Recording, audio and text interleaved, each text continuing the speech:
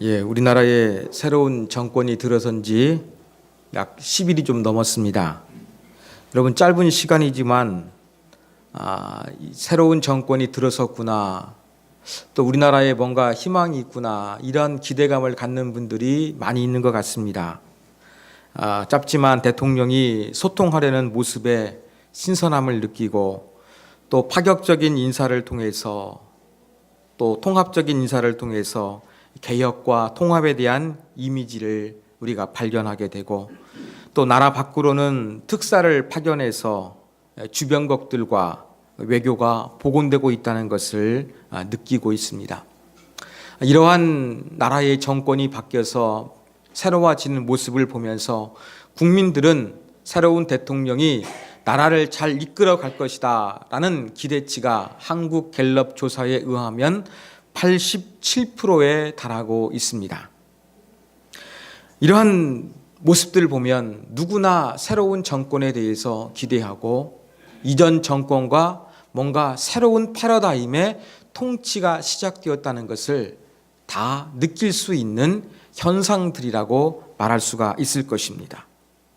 여러분, 이렇게 정권이 바뀌는 것을 느낄 수가 있는 것처럼 우리가 예수 그리스도를 믿었다면 무엇이 달라지겠습니까? 무엇이 새로워지겠습니까? 오늘 이 본문 말씀 가운데서 예수 믿고서 무엇인가 달라졌다는 이것을 보여주는 단어가 바로 무엇이냐면 화평, 평안이라는 그러한 단어입니다. 우리말로는 화평과 평안으로 번역되어 있지만 그리스어에는 에이렌의 한 단어입니다. 여러분 잘 아시는 여기에 상응하는 구약의 히브리어는 샬롬입니다. 이 에이렌의 샬롬, 우리는 이걸 생각할 때에 개인적으로 마음이 편안해지는 것, 어떤 개인적인 차원으로 생각하기 쉽습니다. 그리고 또 이 평안이라는 것은 내 마음 가운데 분노감과 바쁨과 정신없는 것들이 다 떠나고 어떠한 내적인 평안을 생각하기가 쉽습니다. 여러분, 그렇지만 성경이 말하고 있는 샬롬, 또 에이렌의 이러한 개념들은 개인적이고 내적인 개념이 아니에요. 이것은 관계적인 것입니다. 성경이 말하고 있는 화평, 평안은 바로 하나님과 관계가 회복되어지는 관계적인 것을 나타내는 것입니다. 정권이 바뀐 현상들이 있는 것처럼 우리가 예수를 믿어서 뭔가 달라지게 되었다라는 대표적인 게 바로 무엇이냐면 바로 하나님과의 관계가 회복됐다는 것입니다. 주 예수 그리스도의 십자가의 죽으심을 통해서 하나님과 관계가 회복되었다.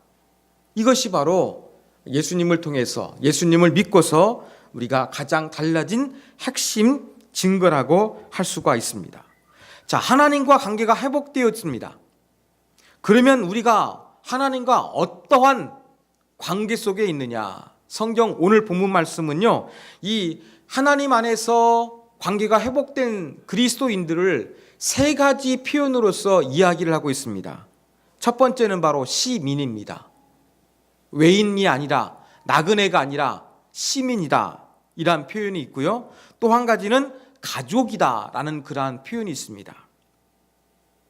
그리고 마지막으로는 성전이라는 그러한 표현이 있습니다.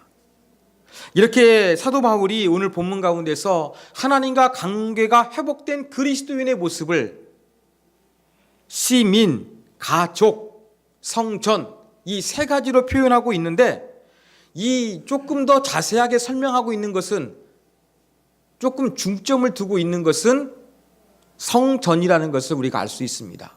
왜냐하면 시민과 가족이라는 부분은요, 한 절에서 동시에 설명하는데 20절부터 22절에 걸쳐가지고 성전의 개념을 조금 더 자세하게 이야기하고 있는 거예요.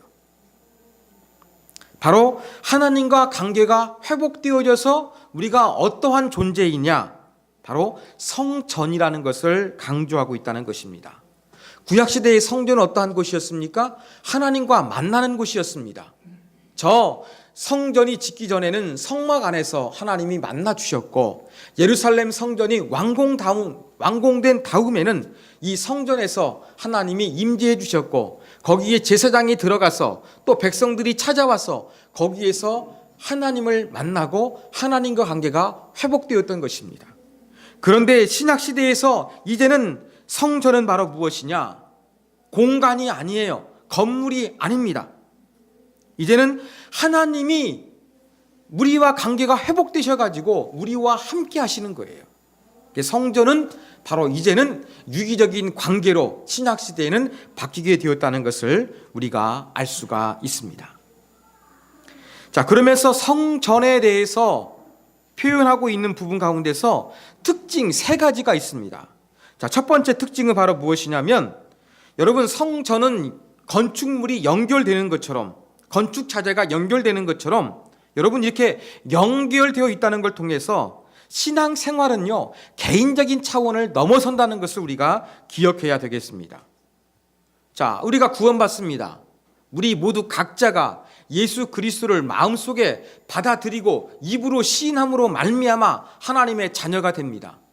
자녀는 분명히 개인적인 차원에서 이루어지는 것입니다. 그런데 구원받은 이후에는요, 내가 하나님 믿고서 하나님의 자녀가 되었다. 나하고 하나님하고 아버지 아들, 아버지 딸, 이러한 관계다 생각하기가 쉬운데 그것만이 전부가 아니라는 것을 우리가 기억해야 되겠습니다. 여러분, 제가 하나님과 가족이 되었다고 한다 그러면 이 앉아 계신 여러분 모두 전부 다 하나님과 가족 관계가 된 거예요. 그렇다고 한다 그러면 우리 모두가 이 자리에 계신 모든 분들이 하나님을 아버지로 믿기기 때문에 우리는 하나님 안에서의 가족이 된 거예요. 그래서 여러분, 이 성전으로 지어져 간다는 것은 나하고 하나님과의 관계만 회복되는 것으로 끝나는 것이 아니라 다른 사람들도 하나로 연결되어져 가는 그런 차원이 있다는 것을 우리가 반드시 기억해야 되겠습니다. 그래서 우리는 개인적으로 예수 그리스도를 시인해야 구원을 받지만 구원 그 이후는 공동체적 인간입니다. 공동체 안에서 우리가 함께 하나님을 믿는 하나님의 가족으로서 신앙생활하는 것이 성경적인 신앙생활의 개념이라는 것을 우리가 기억할 필요성이 있습니다.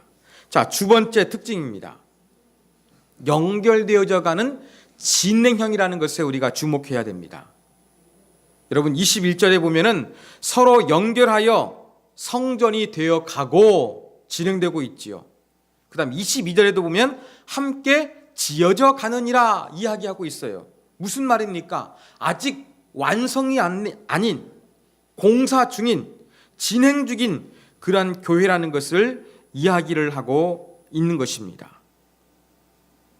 교회는요, 완벽해지는 것이 목적이 아니에요. 진행되어져 가는 거예요. 자라나는 거예요. 서로가 하나가 되어져 가는 거예요.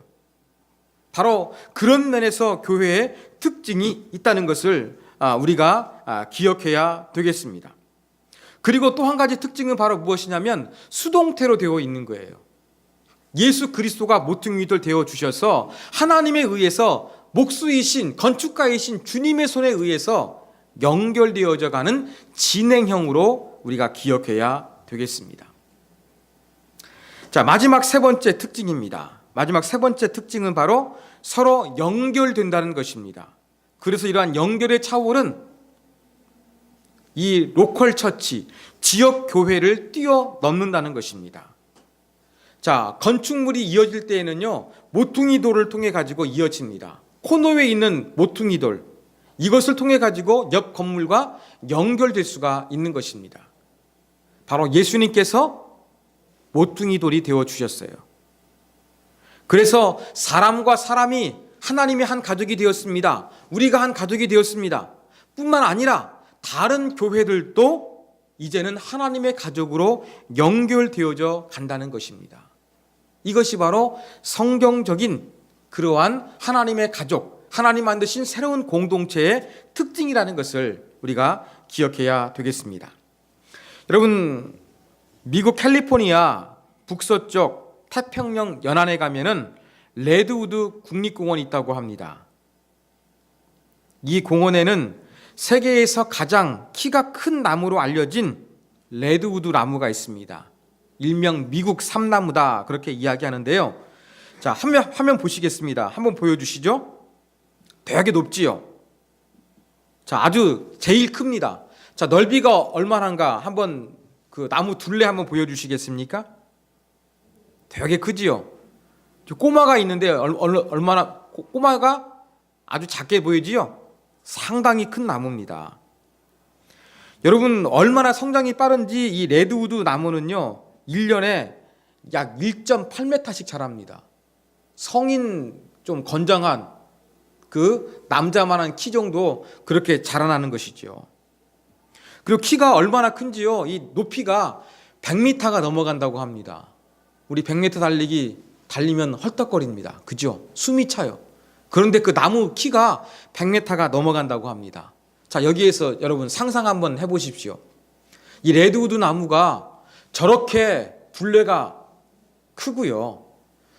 높이가 100m가 넘어가면 그 뿌리는 어떠할까요? 뿌리가 깊을 것이라고 우리가 생각합니다. 그런데 이 뿌리를 보는 사람들은 감탄사를 내뱉게 된대요. 왜 그렇느냐? 그림 보여주십시오. 그 나무의 뿌리는요 2, 3m밖에 되지 않는다고 합니다. 왜냐하면 이 레드우드 국립공원이 위치한 지역에는 암반이 있기 때문에 뿌리가 깊이 있게 내려갈 수가 없는 거예요. 그래서 뿌리가 어떻게 합니까? 옆으로 뻗어나가는 거예요. 그래서 2, 3m밖에 안 되지만 이 레드우드 나무는요 나무 뿌리가 서로 연결되어 있는 거예요. 그림에 보시는 것처럼 서로 다른 나무의 뿌리하고 엉경켜 연결되어 있는 겁니다. 그래서 그 둘레가 엄청나게 크고 높이가 100m가 넘어가는데 이 나무가 유지되는 것은 뿌리는 2, 3m밖에 안 되지만 이 뿌리들이 짧지만 서로 이렇게 연결되어 있기 때문에 바람이 불어도 태풍이 불어도 넘어지지 아니하고 꼿꼿하게 나무가 그 자리에 있을 수, 생명체를 유지할 수 있는 비결이라고 하는 것입니다. 여러분, 바로 우리가 하나님 안에서 한 성전으로서 연결되어져 간다는 것은 이 레드우드 뿌리와 같은 것이라고 생각합니다. 여러분, 우리 각자를 볼 때에는 별로 연약할 수가 있습니다. 그런데 우리가 삼겹줄처럼 뿌리가 연결되는 것처럼 연결되어지게 되면 그 연결된 뿌리를 통해서 그 높이 솟구칠 수도 있고 바람이 불어도 견뎌낼 수가 있는 것입니다. 바로 하나님께서 원하시는 그러한 예수 믿는 사람들, 새로운 공동체, 신앙 공동체의 모습은 바로 이렇게 서로 연결되어져 있는 모습입니다. 오늘은 체육대회가 있습니다. 여러분, 체육대회를 통해서 우리가 조금 이렇게 예배만 드리고 가는 것이 아니라 하나님 만드신 자연 속에서 같이 대화도 하고 같이 운동도 하면서 우리의 뿌리 낮지만 이렇게 연결되었으면 좋겠습니다. 우리 교회만 연결되는 것이 아니라 다른 교회들과도 함께 예수 그리스도 모퉁이돌 되신 예수님을 통해서 낯설지만 처음 보지만 그래도 밖에 웃으면서 만날 수 있는 하나님의 가족으로서 만나고 교제하는 그러한 시간이 되었으면 좋겠습니다. 이게 바로 예수 그리스도의 보혈을 통해서 이루어진 새로운 공동체입니다. 우리 세움교회 안에서 서로 연결되는 모습, 또 다른 교회와 연결된 모습, 이러한 아름다운 모습으로서 우리가 남은 오후에도 행복하게 보낼 수 있기를 간절히 소망합니다. 오늘 설교는 짧습니다. 여러분, 이 레드우드 나무 뿌리를 기억하면서 우리 그렇게 서로 연결되어 가는 그러한 시간으로서 우리가 설교를 실천하고 삶으로 옮길 수 있는 우리 모두가 되기를 간절히 소망합니다.